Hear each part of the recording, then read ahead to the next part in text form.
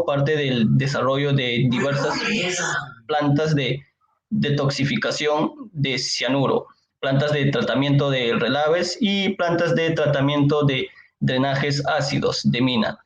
Fue docente de la Universidad Privada del Norte, Universidad Nacional Agraria La Molina y la Universidad Continental, así como tutor de diversos textos. Actualmente es coordinador de la carrera de procesos químicos y metalúrgicos en TechSoup, donde también ha realizado diversos training y consultorías a diversas empresas en temas ligados a su especialidad en tratamiento de aguas.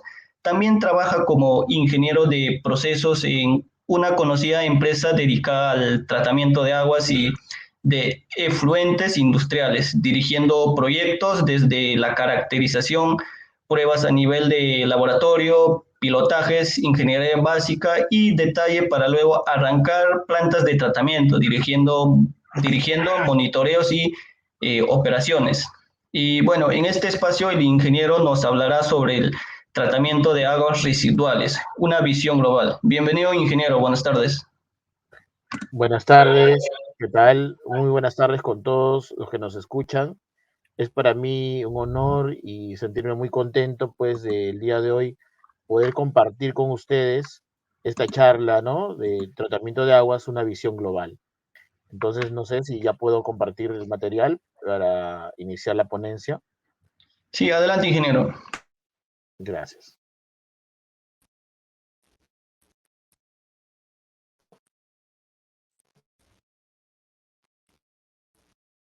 Ujú.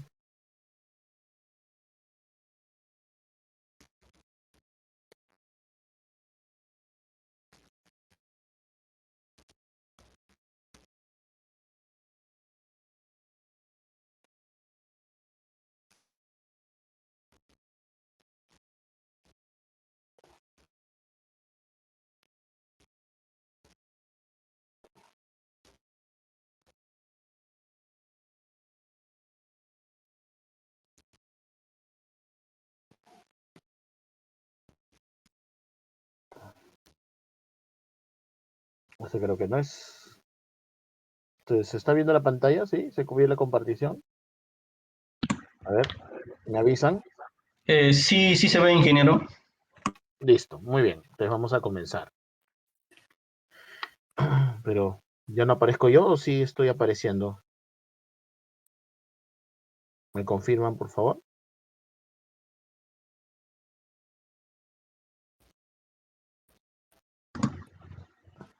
Yo no lo puedo observar, ingeniero, pero su pantalla sí se ve. Porque la idea sería de que no, de que ambos estemos, ¿no? O así se están llevando las ponencias, solamente con la pantalla, ¿me confirman?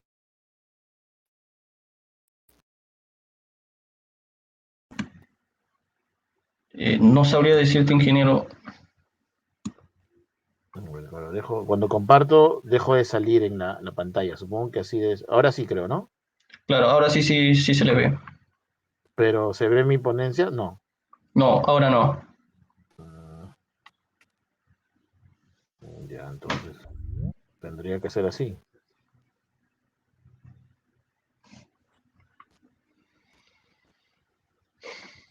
Ya, bueno. Ah,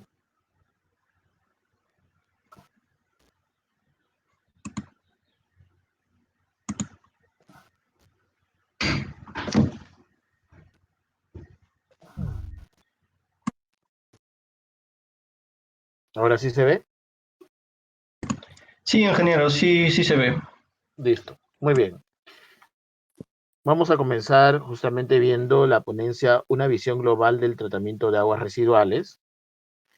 ¿Qué queremos lograr con esta ponencia? Si bien es cierto, es una ponencia breve, pero nos va a permitir entender algunos puntos que quizás en algún momento nos hemos preguntado o quizás pasó por nuestra mente, pero no nos dimos el tiempo de reflexionar, ¿no? En torno a lo que es el agua. Por eso la competencia es poder dar una visión global de las etapas involucradas en el tratamiento de agua y a los criterios de ingeniería en seleccionar el método más óptimo para cada caso de tratamiento, ¿no? Es decir, el agua es un recurso natural que debemos cuidar, como vamos a verlo más adelante, pero además de que es un recurso natural que debemos cuidar, el agua pues necesita, ¿no?, criterios de ingeniería, necesita que los ingenieros o aquellos profesionales ligados a la ingeniería podamos dar solución a los problemas que se está dando hoy en día debido a la falta de agua en muchos puntos, y vamos a ver también por qué es ello. Bueno, comenzamos hablando un poquito del problema del agua. En diversos puntos, en diversas regiones, han existido o existen diversos problemas en torno al agua, ¿no? El agua es un recurso natural renovable, si bien es cierto, pero no inagotable. Muchas veces se ha pensado que el agua es un recurso natural inagotable y no se le ha cuidado, ¿no? Incluso hay muchas fuentes de agua que han sido contaminadas por diversas actividades económicas, diversas actividades que se han ido dando a lo largo de los años. En este caso, por ejemplo, este dato que está aquí, que el Perú ha perdido el 43% de su superficie glaciar en 40 años. O sea, en 40 años, el Perú ha perdido el 40% de su superficie glacial. Alguien dirá, ¿y qué tiene eso que ver? Bueno, les cuento que se pierde la superficie glaciar, los glaciares al deshielarse, ¿no?, van generando lagunas, van generando ríos, ¿no? Muchos de los ríos que conocemos seguramente o vienen a ser glaciares que se han ido deshielando, ¿no? O a veces se generan lagunas y a partir de la laguna se genera el río también. En este caso, el río que tiene pues la responsabilidad, ¿no?, de que nosotros podamos tener agua es el río Rímac, ¿no? Pero es un río que en realidad es un río que está casi seco, es un río que tiene un caudal muy bajo, con excepción de los 3 primeros meses del año, enero, febrero y marzo. El río Rímac tiene un caudal bastante bajo, ¿no? Es un río casi seco y tiene que abastecer a una ciudad de 9 millones de habitantes. Tanto es así que el problema del agua se ha ido agudizando, que en los últimos años el río Rímac ya no hubiera podido abastecer a la ciudad de Lima si no hubiera sido posible gracias a algunas obras, ¿no?, que se ha hecho. En el caso de la obra de Marcapomacocha, ¿no? En el cual a Marcapomacocha se deriva aguas del río Mantaro y estas aguas llegan al río Rímac. Parte de las aguas del río Mantaro se está desviando hacia el río Rímac. Y entonces el agua que ahora estamos consumiendo en Lima no solamente es de Lima propiamente dicho, sino también viene de Junín, del río Mantaro. De repente no sabían eso, pero ya se conoce. Hoy en día es así. Ya el río Rímac no abastece solo a esta gran ciudad. Entendiendo también que Lima es la segunda ciudad más grande que está en un desierto. La primera ciudad más grande que está en un desierto se llama El Cairo y queda en Egipto, ¿no?, en el desierto de Sahara. En El Cairo, en Egipto, existe pues el río Nilo, que es un río muy caudaloso, que en muchos casos, incluso antiguamente se creía que era el río más largo del mundo, ¿no? Hoy en día se sabe que es el Amazonas, pero es un río bastante caudaloso y muy largo. Entonces tiene una fuente de agua muy interesante, el Cairo en Egipto. Pero nosotros tenemos el Rímac, ¿no? Un río casi seco, entonces que según las proyecciones de CEDAPAL nos dice de que este, estos años, por lo menos 30 años más, 40 años más, no vamos a tener problema de abastecimiento del agua por todo lo que ya las obras que se han hecho, ¿no? Pero después de esos años no podemos, ellos no pueden asegurar que la gente podría seguir teniendo agua como lo tiene hoy en día, ¿no? En cualquier momento, por ejemplo. Eso no puede asegurarlo CEDAPAL, ¿no? Lo más probable es que de acá a unos 40 o 50 años la gente tenga agua por horas, la gente tenga agua muy restringida, ¿no? Entonces, pero lógicamente que esto es un problema que se va a ir dando, pero que nosotros ya desde ahorita podríamos tomar algunas acciones para evitar, ¿no?, que las futuras generaciones tengan el problema del agua. Bueno, esto aunado a algunas situaciones que se han dado, pues, a lo largo de la historia, ¿no? Por ejemplo, la primera fotografía que ustedes ven ahí es una situación que ha vivido el río Yauli por casi 80 años. El río Yauli es un río que está, pues, muy cerca a Ticlio, ¿no? Cerca, pues, a la zona de Morococha, ¿no? Morococha es una zona minera, ¿no? Y bueno, hace muchos años, un señor de apellido Quismil, un ingeniero de apellido Quismil, construyó un túnel que se le llamaba túnel Quismil, ¿no? Es cerrado con una zanja, con reja cerrada para que la gente no entre, y por esa zanja todos los drenajes ácidos de las minas de Morococha iban a parar ahí y ¿no? Digamos, se desaguaba ahí en el río Yauli, como están viendo en la imagen. Y ese Ingeniero, río, disculpa que lo interrumpa, solo se ve la primera lámina. así, a ver, qué raro, vamos a ver, perdón. Ahora sí, Ya, ¿se ve la imagen? ¿Se ve las imágenes? no, ya dejó de compartir. Al principio sí, después que lo dije, sí, ya se empezó a ver. Ya, a ver, un momentito.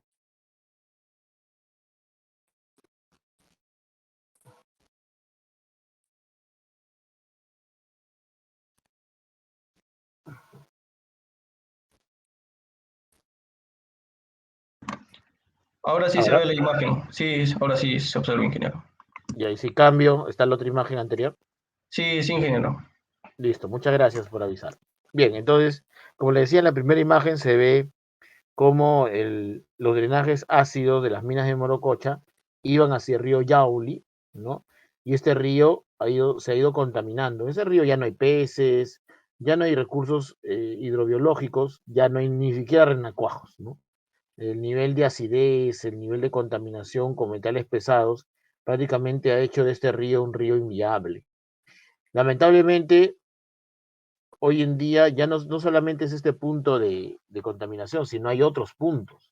Porque este de acá, el primero, el del río, el del túnel Quismil, hay una empresa que para poder comenzar a operar se comprometió con el Estado de hacer una planta de tratamiento. Y desde el año 2010 ya se trata este drenaje ácido y ya no hay necesidad de ver estas imágenes, ¿no? Pero en otros puntos hay mineras artesanales, ¿no? E incluso minería ilegal que hace que lleguen estos drenajes todavía y el río Yauli sigue siendo contaminado, ¿no? Entonces, ante eso, ante esa historia de esto, este túnel Kismil está así desde 1929, imagínense. O sea, prácticamente 80 años hasta que tuvo la planta. Entonces, eso a veces ha generado en las comunidades cierto miedo, cierto temor a la minería. Sabiendo que hoy en día la gran minería, la mediana minería, la minería responsable, cumple pues con hacer los tratamientos, cumplir los cánones y estándares, no solamente nacionales, sino incluso internacionales. Entonces, hay una preocupación de la gente por el uso del agua, porque el agua también lo usa la agricultura, porque el agua también lo requiere la ganadería, ¿no? También la minería, pero también las otras actividades. ¿Será posible, ingeniero, me podría preguntar alguien, que las actividades económicas coexistan? ¿La minería con la agricultura pueden coexistir? Claro que sí. Hoy en día existe la tecnología, hoy en día existe la manera de poder hacer coexistir a ambos, ¿no? De tal manera que ambos generen riqueza para el país, ¿no? Y no estas imágenes, pues, que donde vemos que la gente, pues, tiene que salir, ¿no? Y protestar para que no salga un proyecto minero, ¿no? Incluso a veces poniendo en riesgo hasta su integridad, ¿no? Entonces la idea es que puedan comprender que la minería hoy en día sí cumple con los cánones, sí es responsable, pero eso tiene todo un trabajo de comunicación en las comunidades. Bueno, cuando hablamos de las aguas residuales, que es el tema, tratamiento de aguas residuales, las aguas residuales se pueden clasificar en dos tipos. Aguas residuales de procedencia doméstica, ARD, o aguas residuales de procedencia industrial, ARI, ¿no?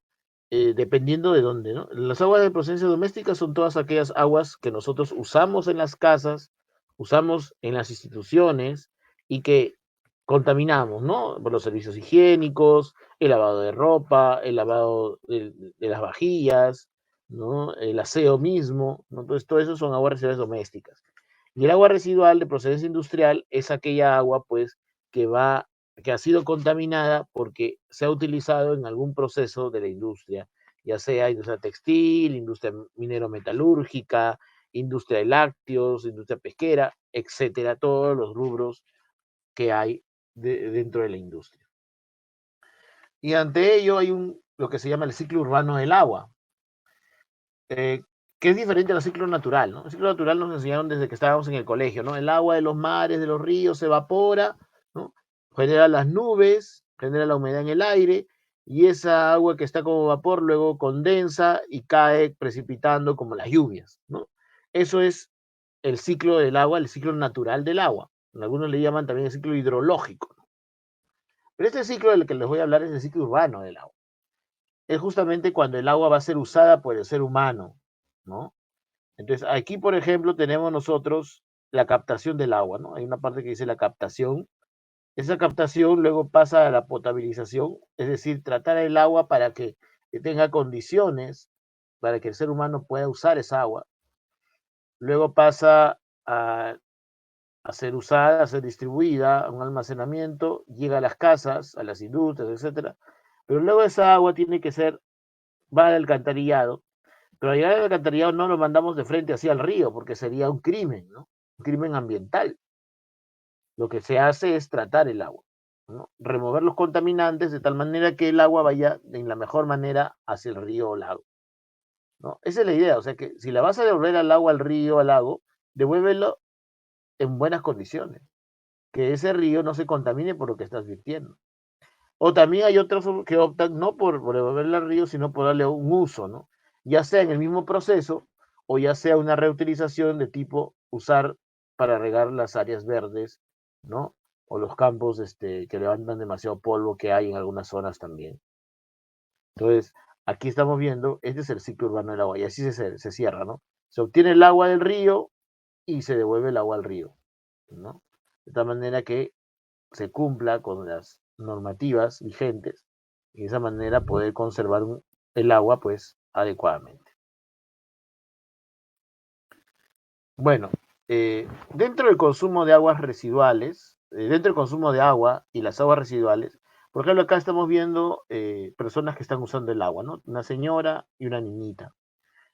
A veces, o decimos, no, bueno, los que consumen gran cantidad de agua son las industrias. Sí, es verdad, las industrias consumen mucha agua. Nosotros las personas no tanto. Bueno, también consumimos agua. Por ejemplo, en Lima, este dato es de Lima, se sabe que por día, escuchen bien este dato si quieren apúntenlo, por día en Lima, una persona gasta entre 200 y 250 litros de agua por día. 200 y 250 litros de agua por día, ¿no? Entonces tú dices, pero tanto, no, yo no gasto tanto. Ojo que el gasto de agua también significa lo que se utiliza de agua para lavar la ropa, para lavar los platos, ¿no? Para los baños. Entonces hoy en día, no, pero yo no utilizo el agua para lavar la ropa, yo no lavo mi ropa. No, pues es que no, pero lavas tu ropa. Aunque lo laves en lavandería, donde sea, hay un gasto de agua por esa ropa que tú estás dejando, ¿no? Para que la laven. Entonces, eso también te lo atribuyen, o sea, tomando en cuenta todos los gastos de agua. El gasto de agua en los servicios higiénicos. Ahora, hay algunos gastos de agua, por ejemplo, que no deberían darse y se dan. Y seguramente eso haría que la gente use menos agua y por lo tanto reduciría pues los niveles de gasto del agua y generaría una mejor proyección para los próximos años. En este caso estamos hablando específicamente de, por ejemplo, el agua cuando nos cepillamos. Cepillamos los dientes, parece algo tan sencillo. Dejamos que el caño o la llave del caño sigue abierta y sale el agua y sigue saliendo y sigue saliendo y sigue saliendo y tú no estás lavando, te estás mandando agua limpia de frente al desagüe, ¿no? O sea, que mandemos el agua al desagüe, el agua que realmente hay que mandar, ¿no? O cuando la gente, por ejemplo, tiene los inodoros malogrados, ¿no? y está que se va el agua toda la noche, nadie usa el baño, pero se está yendo el agua todo 24 horas. O cuando la gente se va a asear, ¿no? Abre la ducha, uy, no, el agua está fría, todavía no me meto, ¿no? ¿Cuántos litros de agua se gastan ahí en esperar que el agua caliente salga, ¿no? Entonces, son varias cosas que parece mentira, pero desde nuestra visión, de nuestro punto de vista, de donde nos encontramos, podemos hacer porque el agua se cuide, porque el agua sea un recurso que no les falte a nuestros hijos, a nuestros nietos, bisnietos y tataranietos y todas las generaciones que van a ver, ¿no? Eso se llama desarrollo sostenible, ¿no? El poder usar un recurso, ¿no? En forma racional, adecuadamente, de tal manera que a las futuras generaciones no le falte ese recurso. ¿Mm? Ahora, por ejemplo, una opción que tenemos es que a nivel de aguas residuales domésticas tenemos las aguas grises y las aguas negras, ¿no? ¿Cuál es la diferencia, profesor? El color. No, las aguas negras son las aguas de los inodoros, de los baños, ¿no? Aguas que llegan, pues, salen con una alta concentración en heces fecales, un alto contenido en orina y otras cosas, otros contaminantes más, ¿no? Que son propios de los baños. En cambio, las aguas grises son las aguas de los lavaderos, donde tú te lavas las manos, lavas los platos. Entonces, por ejemplo, en muchos países, acá en el Perú todavía no lo veo, por ahí hay una y otra experiencia, pero así masificado, ¿no? En algunos países ya se tiene masificado, por ejemplo, que las aguas negras iban de frente al alcantarillado, al baño, al desagüe, perdón, las aguas de los baños van de frente a los desagües para que se pueda ir a un tratamiento. En cambio, las aguas grises se puede ir en el mismo lugar, en el mismo condominio, por ejemplo, si son agua residual doméstica, se puede hacer un tratamiento del agua.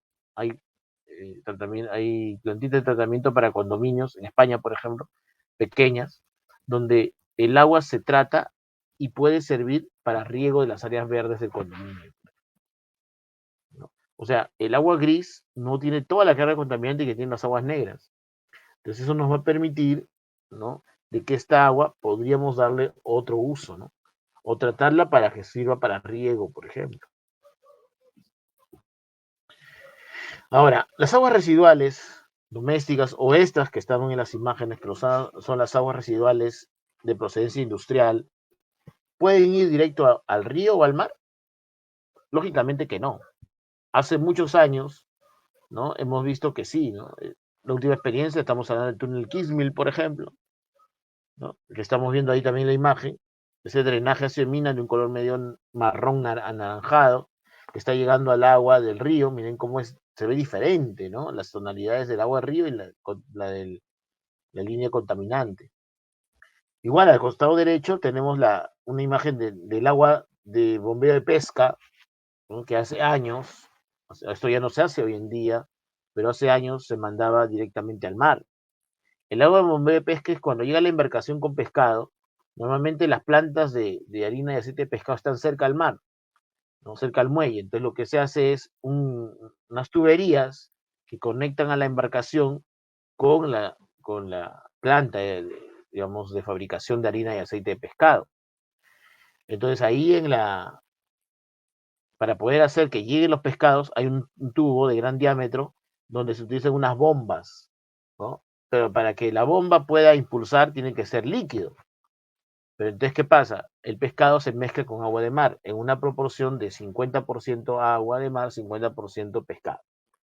Y eso es lo que se mezcla y se hace bombear y por lo tanto, pero en ese bombeo algunos pescados se rompen, ¿no? Se quiebran. Entonces sale sangre, sale escamas, sale vísceras, ¿no? Todo eso se llega al agua de mar. Entonces esa agua de mar que usted está viendo ahí es una agua de mar muy contaminada. Entonces hoy en día sabemos que eso ya no se puede hacer, que las pesqueras tienen que tratar su agua para enviarla al mar. Y han descubierto algo las pesqueras, ¿no? Que al tratar su agua recuperan mucho material sólido que sirve para convertirse en harina, ¿no? Entonces eso es lo interesante, o sea, recuperan sólidos no solamente para tratar el agua, sino para que puedan incrementar la cantidad de harina que fabrican, ¿no? Eso es muy interesante, ver al tratamiento de agua como parte del proceso y no verlo aislado.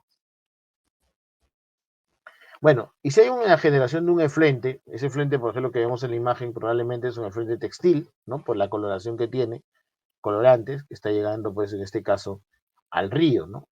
Entonces, ¿qué pasa? Si yo tengo un efluente, ¿no? Un agua residual industrial, un efluente industrial, lo primero que tengo que darme cuenta es cuál es el problema de este efluente.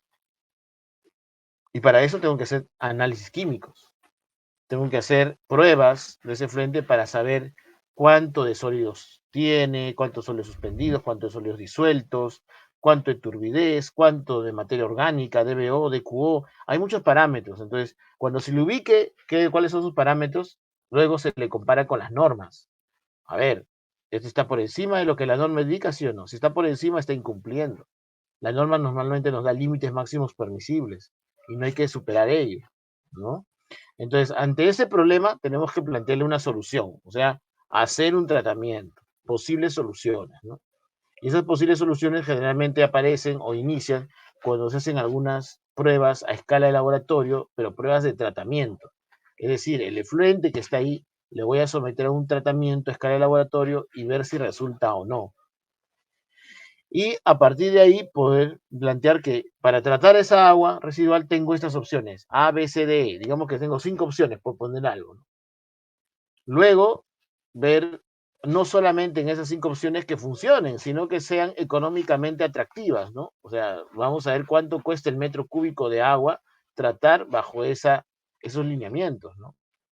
Pues optimizar la solución, una vez que ya la solución ya está generada, ya sabemos cuál es la solución económicamente factible, es que se va a hacer la optimización de la solución. Y al final, el diseño de ingeniería, que es ya la construcción de la planta que queremos construir. Entonces ahí está, ¿no? ¿Cuál es el problema? Ahí está el problema. Hay que monitorear y analizar, hay que hacer pruebas y análisis de laboratorio, importante, el análisis de laboratorio, las pruebas, y esas pruebas que resultan, hay que compararlas con la normativa ambiental peruana, ¿no? O sea, vamos a ver, hay varias normas dependiendo del sector industrial, dependiendo de dónde se va a vertir, entonces hay que buscar la norma correcta, ¿no? Entonces, eso es, digamos, el diagnóstico. Hacer pruebas y las comparo con los que dice, ¿no? La normativa ambiental, ¿no?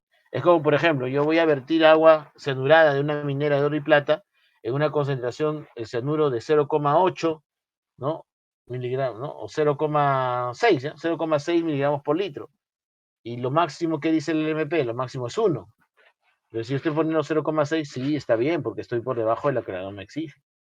Entonces, eso es importante, ver las normas. O sea, el que se va a dedicar a tratamiento de aguas tiene que conocer bien claro qué normas son las que podrían tomarla como referencia para alguna situación particular. Ahí está un diagnóstico donde se tiene pues todos los parámetros, ¿no? O al menos gran parte de los parámetros importantes para caracterizar, ¿no? DBO, DQO, sólidos suspendidos totales, sólidos suspendidos volátiles, nitrógeno, nitrógeno general total, y así, ¿no? Una vez que ya sabemos cuál es el mejor tratamiento a escala de laboratorio, vemos económicamente cuál es el más atractivo, conversamos con el interesado de hacer el tratamiento y le planteamos hacer una escala piloto, ¿no? Un nivel piloto. ¿Qué es un nivel piloto? Del efluente recién generado en la planta, una pequeña porción, una pequeña línea se pone en esta plantita piloto, ¿no? Y en esa plantita piloto se va a hacer el tratamiento, ¿no? En la imagen de la izquierda, por ejemplo, en esta de acá, podemos ver ahí, estos cilindros son como reactores. Reactor 1, reactor 2, reactor 3, ¿no? Y acá tenemos pues también el hecho de que esté por gravedad ayuda a que el agua pase de uno a otro sin problema, ¿no? Acá hay unos dosificadores de químicos, ¿no? Aquí tenemos algunas columnas de carbón activado, de filtros. Entonces, todo eso se hace un pilotaje, ¿no? Y con un efluente, un caudal pequeño, para tratar ese caudal pequeño y ver justamente, ajustar los parámetros, ¿no? Al lado derecho también hay una planta piloto que se está armando. Ahí habíamos recién llegado a esa industria para poder armar la planta piloto y poder recibir una pequeña porción del efluente real que van generando y poder con eso trabajar la solución al problema que tienen, ¿no? Bueno, ahí está también cuando se está construyendo una planta, ¿no? Y ya la mano derecha, ya la planta como se ve desde arriba, ¿no? Bueno, las conclusiones de lo que estamos viendo, no sé si ya es momento de dar las conclusiones o después serían las conclusiones, me comentan por favor. Sería al final, ingeniero. ¿Sí? ¿Ya puedo darlas? Sí, ingeniero. Ya, como había un cronograma que decía que después, pero bueno, de una vez para también no desligarnos, ¿no? De los puntos. Bueno, una conclusión importante es que el problema del agua es muy complejo. Hemos visto que tiene varias aristas, todos los sectores se preocupan del agua. Debemos atacarlo desde tres flancos. ¿Cuáles son esos tres lados, tres flancos para atacar? Primero, buscar fuentes de abastecimiento, ¿no? Así como Marco Pomacocha, que el agua está viniendo de Junín, del río Mantaros, del río Rímac, es una obra de abastecimiento. Lo otro es usar racionalmente el agua, no solamente nosotros. Yo he puesto de ejemplo, ¿no? Al cepillarnos, cerrar el caño, ya cuando nos enjuagamos abrimos de nuevo, el tratar no liberar mucha agua hasta que salga el agua caliente, ¿no? El no tener inodoros malogrados o caños que gotean, ¿no? Eso es importante, ¿no? Pero también esto lo tienen que hacer las industrias, ¿no? No utilizar agua por utilizar, sino usar justamente también de acuerdo a la necesidad, ¿no? Y tratar, lo último, tratar lo más óptimamente al agua pensando en el vertimiento mínimo, ¿no? Claro, tratar al agua, ¿no? Eh, óptimamente el agua pensando en que hay un vertimiento mínimo, o sea, quizás a esa agua poder dar otro uso, poder usarla para riego, si esa posibilidad, hacerlo, ¿no? Segunda conclusión, el tratamiento del agua debe hacerse aplicando ingeniería. Hay mucha gente que es empírica, ¿no? O sea, empírica significa que la experiencia, el hecho de ver, que conoce algo del tratamiento de aguas, pero siempre es bueno la asesoría, la mirada de un ingeniero, ¿no? No podemos tampoco desestimar que la experiencia no es buena, es importante en todo campo, pero también el ingeniero tiene algunas herramientas que le puede ayudar a las personas que están preocupadas de un tratamiento de agua para poder dar solución a sus problemas. Como dice, resolviendo los problemas de fluentes de las distintas industrias de manera que tengan la remoción adecuada, ¿no? De coeficientes y que sean de contaminantes, ¿no? Ahí hay un error, que tengan la remoción adecuada de contaminantes y que sean viables económicamente. Eso es importante, que el tratamiento que se va a optar remueva contaminantes, ataque a los contaminantes, pero también, por otro lado, económicamente sean viables. Y por último, en el proyecto de una planta de tratamiento de aguas, a la medida, a lo que necesita, porque hay también mucha gente que vende plantas de tratamiento de agua y tú le dices, ¿y por qué me la quieres vender a mí? Es que en una empresa parecida, en tal lugar, funcionó, ¿y a qué también te va a funcionar? No, señor, eso no es un argumento, ¿no? Entonces, tenemos que ver de que el tratamiento de aguas, si vamos a hacerlo a la medida de lo que necesita la empresa, entonces necesitamos partir de una caracterización, ¿no? ¿Qué es caracterización? Las pruebas. Luego esas pruebas compararlos con la norma, con lo que exija la norma, y luego plantear ensayos de laboratorio, batch que le llaman, y proyectar la ingeniería en detalle la construcción de la planta real, ¿no? Entonces, estos serían tres importantes conclusiones de esto que hemos estado conversando en estos minutos, ¿no? Muchas gracias. Eh, Muchas gracias, ingeniero. Le agradecemos a nombre de todo el equipo Alumni TechSoup.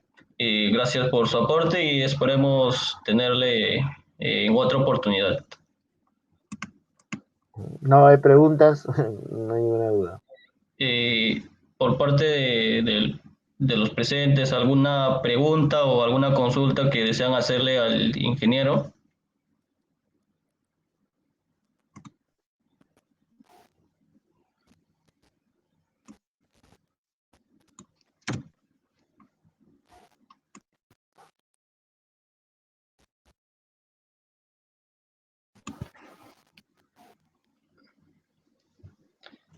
Noemí nos pregunta, ¿bajo qué normas técnicas se debe realizar el tratamiento de aguas? Ya. Respecto a las normas, hay dos tipos de normas, las normas legales y las normas técnicas. Las normas legales básicamente son para decir, por ejemplo, ¿no? El agua que vamos a vertir a un río, máximo cuánto debe tener, por ejemplo, de plomo, si es un agua de una minera, por ejemplo, cuánto debe tener máximo de plomo, cuánto debe tener máximo de aluminio, máximo de hierro, máximo de cianuro, máximo de mercurio, que es un metal muy contaminante, cuánto máximo de arsénico. Eso nos dice lo que se llama la norma, el Decreto Supremo 010-2010 del MINAM, del Ministerio de Ambiente. Para otros sectores hay otras normas, ¿no? Por ejemplo, para el sector hidrocarburos tiene la norma también, porque los efluentes que se van a vertir son diferentes, ¿no? Dependiendo de la industria. Para lo que es cerveza, cemento, papel y curtiembres son los cueros, hay otra norma. Y así, cada sector tiene su norma. Y norma justamente los vertimientos que se van a hacer a los ríos, cuánto máximo deben tener. Ahora, las normas técnicas, más que todo, no es para el tratamiento. Las normas técnicas son más que todo para los análisis que se van a hacer. O sea, por ejemplo, yo quiero analizar plomo en esta agua, entonces, ¿cómo debo hacer? ¿Qué pasos debo seguir? ¿No? ¿Qué debo considerar? ¿Qué químicos debo agregar para que pueda yo enmascarar a los interferentes en el análisis y que mi análisis salga correctamente? ¿Con qué método voy a usar? Si voy a usar volumetría, si voy a usar espectroscopía de absorción atómica, o voy a usar absorción molecular, ¿no? O fluorescencia rayos X. O sea, hoy en día hay muchos procesos, muchos métodos, y dependiendo de lo que indica esa norma técnica, o también dependiendo de las concentraciones que tenga esa agua, uno opta por una u otra, ¿no? Pero son diferentes normas técnicas. Dentro de las normas técnicas podría mencionar las del Standard Methods, que son generales, que ya están prácticamente son normas masificadas en el mundo, de Standard Methods. Las normas de la EPA, ¿no? La EPA es la Agencia Ambiental de Estados Unidos, americana, Environmental Protection Agency, ¿no? Y bueno, y también hay normas de algunos estados también que se toman como base para poder de repente considerarlos a la hora de hacer los análisis, ¿no? Pero el tratamiento no es normado, ¿no? El tratamiento, lo importante es que tú a la hora de tratar el agua llegues a lo que te indica la norma, ¿no? ¿Cómo? Lo analizas, sí, bajo normas de análisis, normas técnicas de cómo se analiza, y tienes que cumplir las normas legales, que es lo que el Estado te exige, ¿no? Henry, ¿se puede recuperar todos los ríos que tienen alta contaminación donde peligra la población aledaña? Claro, hoy en día, como decía en mi ponencia, hoy en día existe la tecnología para poder hacerlo, ¿no? Pero hay algunas otras situaciones, ¿no? Por ejemplo, si vamos a Madre de Dios, que es de repente uno de los casos más graves, donde hay minería ilegal. ¿Qué cosa es la minería ilegal? La minería que se hace en lugares donde no se puede hacer, donde el Estado tiene prohibido hacer minería. ¿Y por qué tiene prohibido hacer minería? Porque son lugares de protección ecológica, que hay especies en peligro de extinción, hay diferentes situaciones de protección a esos ecosistemas. Entonces, en Madre de Dios hay muchos de estos, pero ahí se está haciendo explotación del oro. Entonces se dirá, ¿pero por qué hacen eso? O sea, el Estado debe entrar, ¿no? Claro, nosotros también decimos, el Estado debe entrar ahí, ¿no? Y sacar a toda esa gente, a esos mineros ilegales, a los famosos come oro, ¿no? Pero ¿qué pasa si hacen eso?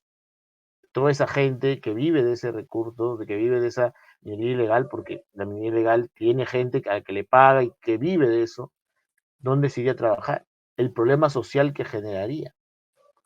Entonces, por eso es que hasta ahora ningún gobierno ha tomado la decisión política de hacer ello, porque podrían ir con el ejército y sacar a toda esa minería ilegal, ¿no? Pero hay esa situación también de ver la situación social que se vive, ¿no? Y en muchos puntos es así. Pero si hubiera la decisión política, ¿no? Si hubiera las condiciones, ¿no? También para poder hacer eso, porque ¿qué serían las condiciones? Muy bien, tú ya no vas a trabajar en minería ilegal, tienes para trabajar en esto. Entonces, darle esa opción a la población y generar todas las condiciones a nivel del Perú, entonces sí dejar de, se podría dejar de contaminar esos ríos y comenzar, ¿no? Con la remediación de los mismos, ¿no? Ya sea dependiendo de la contaminación, con algunos procesos físicos, en algunos casos, algunas veces, en algunos casos químicos, o incluso procesos biológicos que van a tratar el agua y van a volver a hacer de esa agua un agua que, como la que era antes, ¿no? Un agua descontaminada, donde había vida. O sea, sí es posible. pero también, además de la decisión política, va a haber un costo económico para poder hacer eso y también un costo, pues, de tiempo, ¿no? Porque eso no se va a revertir de la noche a la mañana tampoco.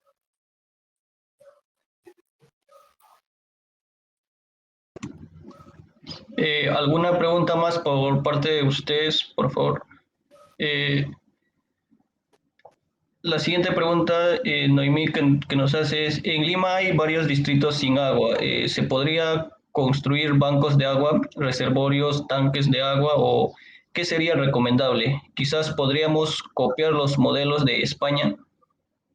Bueno, yo creo que cada país tiene sus particularidades, pero no está de más ver experiencias en otros lugares, ¿no?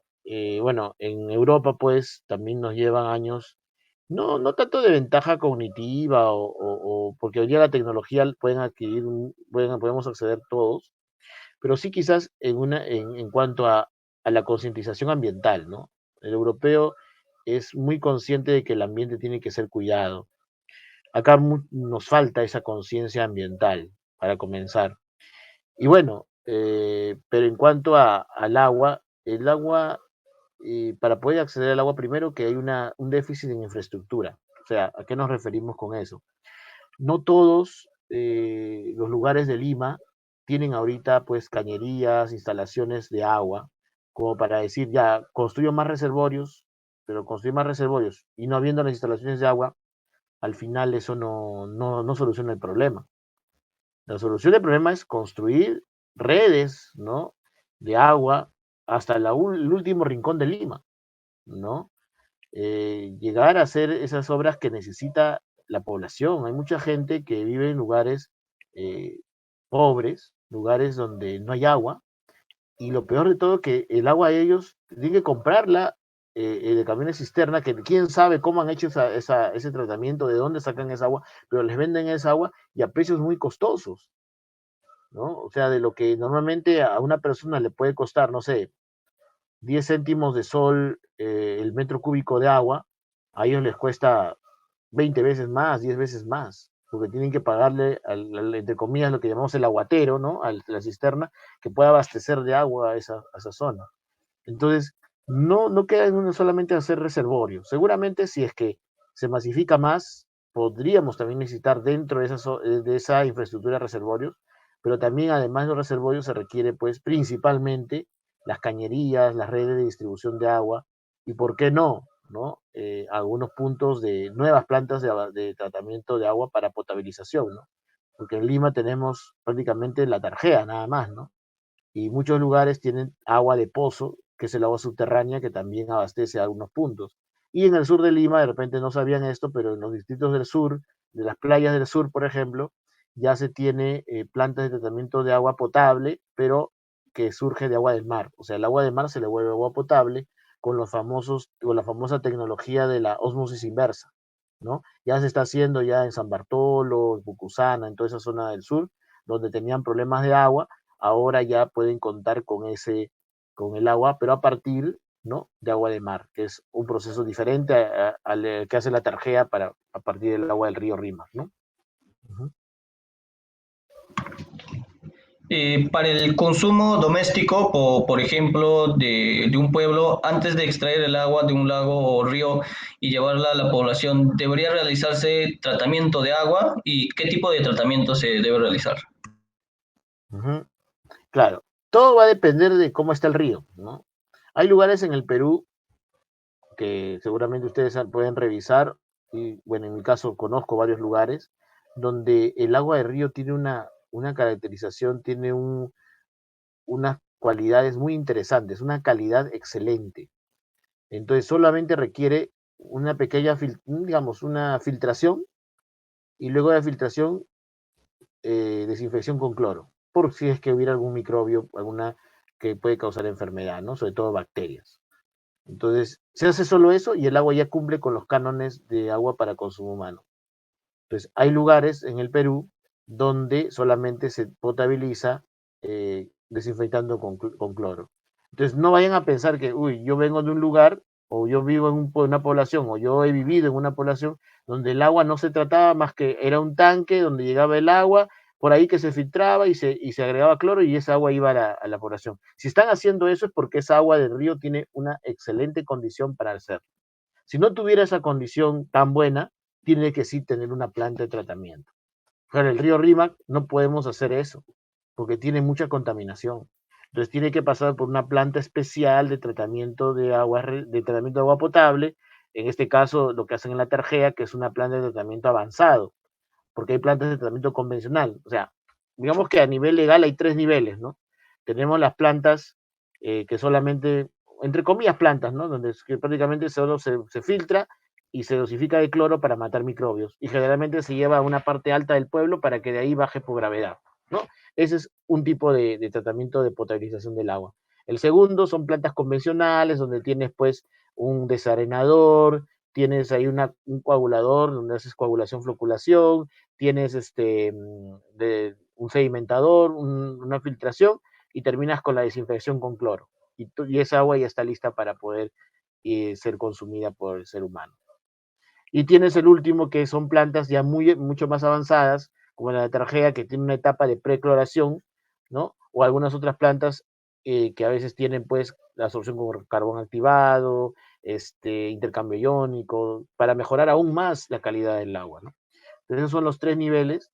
Y bueno, si usted ha escuchado, de repente, la persona que me hizo la pregunta, que el agua solo acá le echan cloro y ya está, pero si eso lo hace el Estado, es porque esa agua tiene las condiciones para hacer eso. Si no, en verdad no lo podrían hacer. Y tendrían que hacer una plan de tratamiento, ¿no? O sea, nadie sería en el gobierno, en el Estado, mejor dicho, una autoridad, no podrían hacer esto de agregar cloro cuando el agua no tiene las condiciones, ¿no? O sea, no quiere decir que esté mal, no, es que el tratamiento para volverlo potable tiene que ser de acuerdo a qué agua está entrando. Si el agua está entrando bien, solo necesita desinfectar, qué bueno, ¿no? Pero si el agua no entra tan bien, necesita una planta convencional o quizás una planta de tratamiento avanzado. Esas son las tres formas, pero es de acuerdo a cómo las condiciones del agua del río que se va a tratar para que se vuelva potable.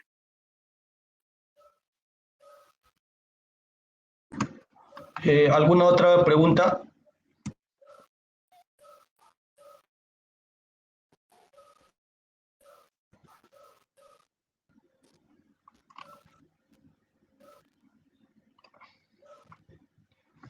Bueno, nuevamente Noemí nos pregunta con respecto a las aguas del relave en mina, ¿podrían ser tratadas para ser recuperadas?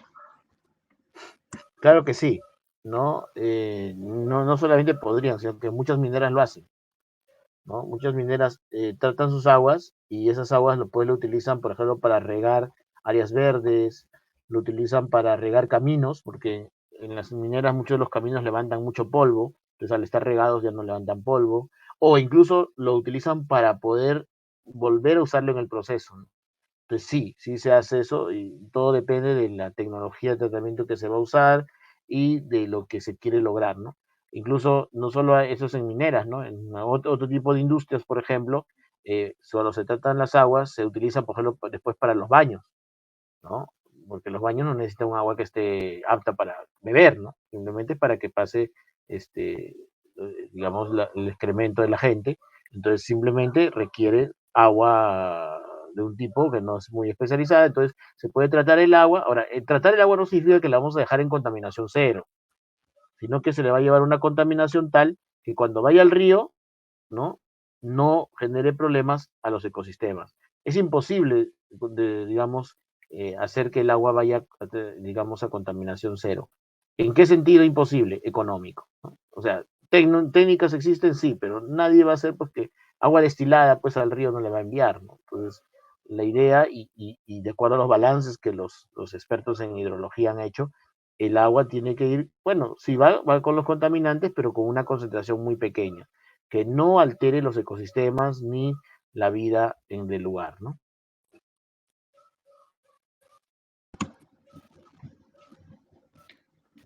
¿Alguna otra pregunta, por favor?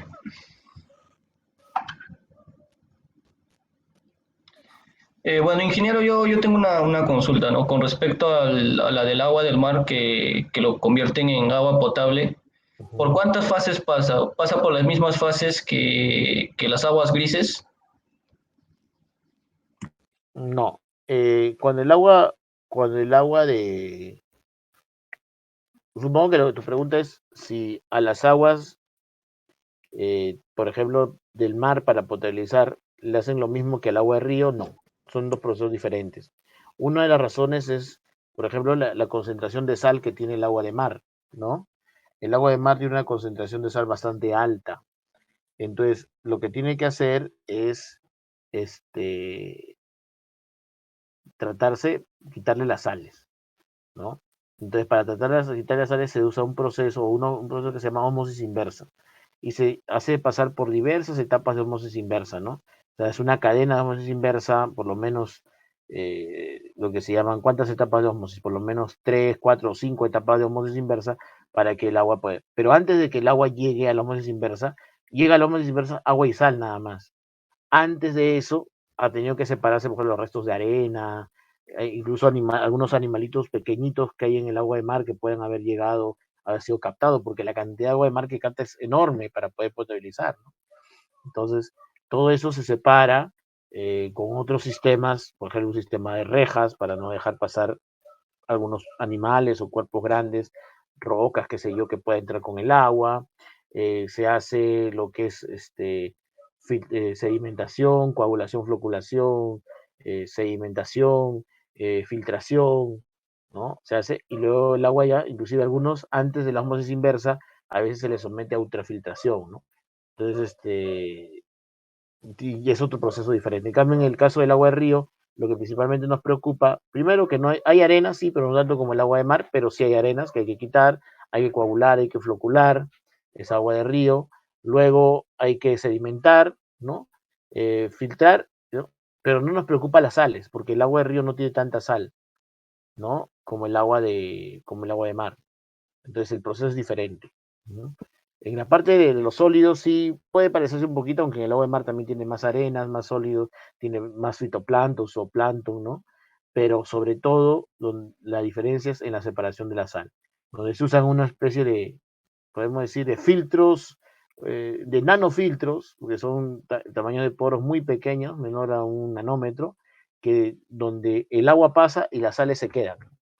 Eso no se puede hacer en un filtro común. Un filtro común, tú tienes agua con sal que está disuelta y pasa todo, ¿no? Pero esos son los sistemas de osmosis inversa, en los cuales se desalinizan agua de mar. Muchas gracias, ingeniero. Uh-huh. Nuevamente, Noemí tiene una consulta que he encontrado en papers que el agua relave tratada es usada en las comunidades para regar pastos y que los animales consumen y finalmente el ser humano, encontrado en ellos restos de mercurio y otros contaminantes. ¿Cuán posible es que suceda? Bueno, si eso ha ocurrido en algún lugar, es porque el agua no se ha tratado convenientemente, para comenzar. Segundo, el metabolismo de las plantas tienden a reducir. Por ejemplo, si hubieran consumido algo de plomo, por ejemplo, ¿no? O algún metal pesado que hubiera eh, en el agua, este entra al cuerpo del vegetal, mucho de él se acumula, porque los metales tienen la particularidad de acumularse en los cuerpos. Entonces, lo que podría llegar cuando un animalito, por ejemplo, come ese pasto, es cada vez ese mercurio va a ir reduciéndose, ¿no? Se come el pasto, entra en la vaca, digamos, y el ser humano se come la vaca, ¿no? Se come la carne de res. Entonces, podría darse, pero es mínimo, o sea, esa transferencia, ¿no? Es un poco complejo inclusive poderlo demostrar, ¿no? Pero si ha ocurrido y se ha demostrado, o sea, hay un paper o un estudio que realmente ha encontrado que es así, entonces habría que ver cómo han tratado las aguas estas mineras, ¿no? Porque si cumplen con lo que indican las normas internacionales de tratamiento y reducen a esos niveles de los contaminantes, no tendría por qué haber ese problema, ¿no? Porque tú te vas al agua de un río limpio y el agua de un río limpio no es solamente agua, siempre tiene sustancias en él, ¿no? Tiene carbonatos, bicarbonatos, tiene sulfatos, tiene cloruros, tiene sodio, potasio, magnesio, calcio, ¿no? Entonces es algo normal que el agua ya tenga cargada, pero eso no nos hace daño, ¿no? Entonces también por eso es que hay que ver las informaciones, porque a veces también hay información, los fake que le llaman, ¿no? Que fake news, que le llaman, que son noticias falsas, ¿no? Entonces habría que ver la procedencia del paper, ver dónde ha sido publicado, si es una zona de, digamos, una publicación que tenga un respaldo ¿no? Concreto, habría que ver qué ha pasado ahí, ¿no? Pero no me atrevería a decir que eso sí es verdad, ¿no? O sea, me cuesta pensar por todo lo que generaría en el metabolismo de la planta, luego el metabolismo de la vaca y luego hasta llegar al metabolismo humano. Pero bueno, no soy biólogo, entonces podría yo poner ahí un poco la duda, ¿no? Al menos, y ver, depende de la procedencia y qué tipos de pruebas se han hecho para comprobar eso, ¿no? Si realmente pues es debido a ello o es que hay otro tipo de contaminación. A veces le echamos la culpa al agua, pero de repente el problema viene por el aire, ¿no? Ese es un aire que está contaminado con metales pesados y a veces por el aire ingresa más fácilmente que por el agua al cuerpo los contaminantes.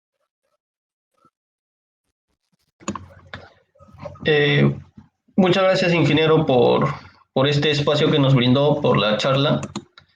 Y agradecemos para nombre de todo el equipo de Alumini TechSoup. Y gracias por su aporte y esperemos tenerle en otra oportunidad, ingeniero. Listo. Muchas gracias. Muchísimas gracias a todos. Síganse cuidando y un saludo también a todas sus familias. Cuídense mucho. Hasta luego. Hasta luego, ingeniero.